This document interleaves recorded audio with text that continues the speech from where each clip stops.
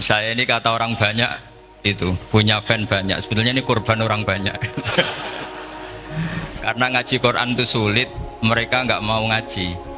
Pasrah sama Pak Kures, pasrah sama Gus Bak, terima mateng. Jadi ini kenakalannya muhibbin. Dulu korban seperti ini juga Rasulullah Shallallahu Alaihi Wasallam. Itu kalau sahabat ingin masuk surga, itu ya gak suka ngamal yang berat-berat juga gak suka. Minta saja ke Rasulullah, ya Rasulullah saya minta satu hal. Apa? As'aluka murafaqataka fil jannah. Saya minta supaya jadi teman engkau di apa? Surga. Tapi yang jelas Nabi tidak jawab secara gratisan. Nabi ngendikan fa'inni ala nafsika fi kasratis sujud. Kamu membantu saya, kamu harus memperbanyak apa? Sujud. Jadi kalau ada kiai dimintai saya ingin di surga sama engkau kiai, itu nggak boleh gratisan, harus fa'inni ala nafsika fi kasratis sujud. Tapi saya ini punya ajaran yang sebetulnya agak sesat tapi masuk akal. Ini saya mohon karena saya memang punya bapak yang seneng guyon, punya Mbah Mun kiai saya juga seneng guyon. Karena beliau katanya gini, nak kiai ra guyon kok dianggap gak bahagia. Sakit panitia dikira kurang sangu gitu katanya. Sehingga ajarannya beliau memang sementara orang Islam itu pokoknya guyon ketok bahagia dengan Islamnya, bahagia dengan Tuhannya, bahagia dengan nabinya. Qul bi fadlillah wa bi rahmati fa bidzalika falyafrahu. Lah bahagia paling gampang ekspresinya nggih guyon niku. Ngetokno di Alphard dadak repot. Ngetokno di dhuwit akeh ya dadak repot. Nak guyon nak murah nggih. Itu beberapa sahabat itu saking cintanya Nabi, itu cara berpikir kayak teman saya. Teman saya itu sering nasihatin saya, Gus, ojo soleh nemen-nemen. Engkok nak ning swarga mari bareng Mbah Mun sungkan katanya. Jadi kalau terlalu soleh kan surganya sama guru-guru kita, kan tidak enak itu. Kalian kalau di surga kan nggak kebayang, mesti polanya kayak apa gitu. Lama punya istri tidak cantik, di sana apa? Cantik. Nah itu kalau jejer guru kan sungkan. Gitu. Jadi makanya kata teman saya, soleh pas-pasan ya Gus, ben swarga ini nggak sama siapa? Mbah Mun katanya, sungkan katanya. Nah ternyata pikiran itu juga ada di sahabat. Ya Rasulullah, saya puas-puaskan melihat engkau di surga. Kenapa? Saya tidak mesti masuk surga. Kalaupun di surga beda kelas dengan jenengan. Jadi para sahabat ya sadar, kalaupun di surga beda kelas dengan jenengan. Tapi pelajaran yang kita bisa terima adalah bahwa semuanya itu harus ada amal kita. Sehingga Nabi ngendikan fa'inni ala nafsika bikasrotis sujud.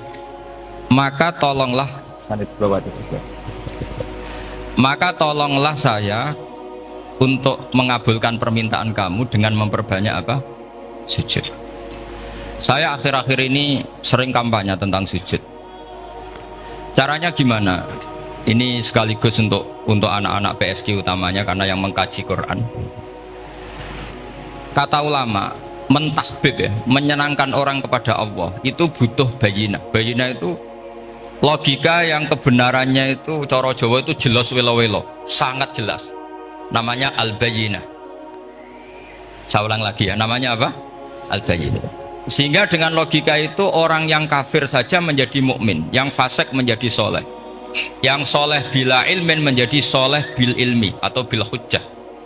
Itu yang disebut Allah lam yakunil ladzina kafaru min ahlil kitabi wal musyrikina munfakina hatta ta'tiyahumul bayyinah. Siapa itu rasulun minallah yatlu suhufam mutahharah. Jadi kemampuan argumentatif itu yang harus kita bela-belain. Saya di sini sangat terhormat karena saya bisa matur di depan Pak Kures. Saya dulu sering baca buku-buku beliau. Jadi saya nggak mungkin jadi pesaing beliau karena saya ini saya ngidolakan beliau, jadi nggak mungkin jadi pesaing beliau. Tapi kalau mutammim ikut menyempurnakan keinginan besar-besar beliau mewujudkan Islamiyah wasatiyah, insya Allah diminta atau tidak diminta harus kita bantu. Harus apa? Nah bayinahnya apa? Bayinahnya begini. Bayinah itu satu argumentasi yang jelas begini. Ada seorang ekstremis itu, singkat cerita mau ngebom tempat-tempat maksiat. Yang maksiat ini orang-orang Islam juga.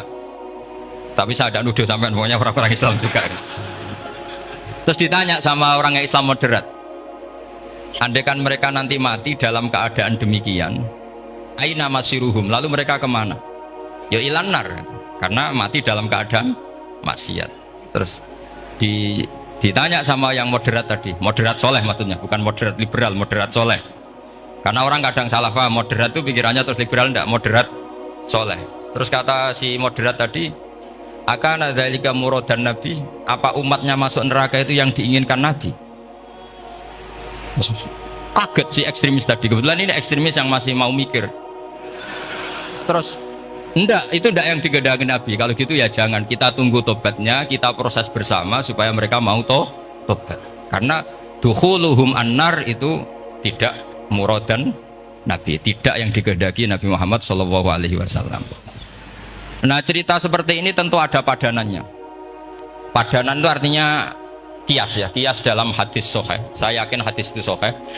Kalaupun itu dhaif itu yata'ayyadu bi fatwal ulama, menjadi kuat karena banyak ulama yang fatwakan seperti itu. Saya pastikan itu diriwayatkan Qadhi Iyad dalam kitab Asy-Syifa, juga diriwayatkan Ihya, juga diriwayatkan di Hayatus Sahabah. Di situ ada sekian sanad sing yuqawi ba'duhu ba'da. Kenapa ini saya utarakan? Karena di kota itu sanggerono hadis itu takokno sahih ta ora. Kadang sing takok ya ndak paham itu. Maca kitab ra iso kok takok sahih ta ora. Yang ditanya juga aneh. Terus berusaha jawab. Padahal kadang ya ndak bisa juga jadi. Di hadis itu ada penjelasan begini. Ada seorang Arabi itu orang Bedui, orang yang kurang peradaban, minta sesuatu pada Rasulullah SAW. Karena Nabi itu tidak orang kaya, Nabi tidak jutawan, tidak hartawan, dikasih. Mungkin kalau uang sekarang mungkin 50.000 atau berapa. Orang itu gerutu segrutu-gerutunya. Nabi kok pelit gitu, kira-kira seperti itu. Akhirnya sahabat ini merasa tidak nyaman, ingin, karena ini Arab ya, ingin mengadili ini. Saya membahasakan mengadili itu ya ada Arabnya, karena kadang ada riwayat misalnya fahamma ayyadribuhu, nanti juga repot, ayat tuluhu juga repot. Makanya kalau ke Jawa itu kadang maknani bahasa Arab itu bingung, dan memang baik bingung daripada nggak bingung. Karena kalau yang nggak bingung itu keliru pede. Misalnya jika istri kamu agak rewel, itu begini-begini gitu. Terus ada kalimat wadribuhun, maka pukullah. Itu kalau orang nggak bingung langsung diterjemah mukullah, nanti dilaporkan Komnas HAM gitu. Tapi kalau yang bingung itu akhirnya tatoluk mencari-cari. Ternyata di semua tafsir disebut dorban ghairu mubarrihin, ya mukul tapi yang tidak menyakiti. Jadi kekeliruan itu pasti dimulai orang-orang yang nggak bingung. Jadi ilmunya agak cukup, akhirnya agak bingung. Bingung itu penting. Loh betul, nggak ada orang alim kecuali dari bingung. Karena orang alim itu nggak bisa pede. Karena referensinya banyak, kemungkinannya banyak. Sehingga mesti pikiran pertama kalau ada lafadz ini maknawi apa lafzi, ini mahmul apa enggak, ini mansuh enggak, ini muqayyad mutlak enggak. Ini sekaligus ya di pusat studi Quran, jadi supaya teman-teman memang seperti itu. Kata wadribuhun, maka pukullah. Sama saya ingat betul ketika Pak Quraisyab nulis di Membumikan Al-Quran tentang alak. Itu kalau orang ahli embriologi gimana nih alak segumpal darah itu mesti tertawa-tawa, karena nggak ada dalam proses embriologi orang lewat proses segumpal apa? Darah. Tapi kalau alak itu madatul kalimah dari kata aliko ya'liku alakon, sesuatu yang menempel, jadi zigot yang berhasil menempel di dinding rahim itu yang jadi anak. Itu ya normal saja, memang itu terjadi. Ya barokahnya bingung tadi. Atau alak dimaknai segumpal darah tapi min haitsul jinsiyah. Artinya haitsul jinsiyah itu sejenis ini. Jadi bukan di proses embriologinya tapi di jenisnya, supaya orang tidak sombong diistilahkan min alak, tapi maknanya min jinsil alak, bukan alaknya tapi jenis alak. Itu kayak Abu Bakar itu kalau sedang bully manusia yang sombong-sombong itu, kamu kok sombong, kamu itu keluar min makhrajil bauli marroten gitu.